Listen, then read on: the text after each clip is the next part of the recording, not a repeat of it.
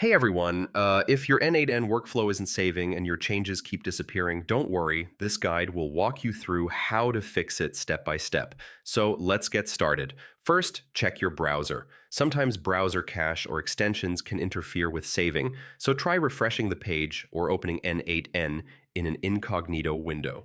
This helps rule out browser-related issues.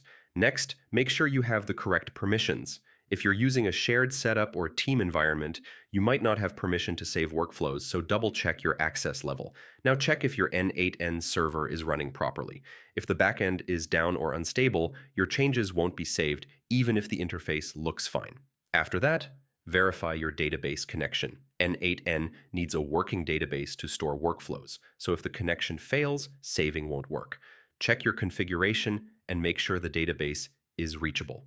If it's still not saving, check the logs. Logs can reveal errors like permission issues, failed database writes, or server problems that are preventing your workflow from being saved. Finally, restart n8n, stop the service completely, then start it again. This can fix temporary glitches that may be causing the issue. And yeah, that's it. That's how you fix n8n when it's not saving workflows and get everything working smoothly again. Hey everyone.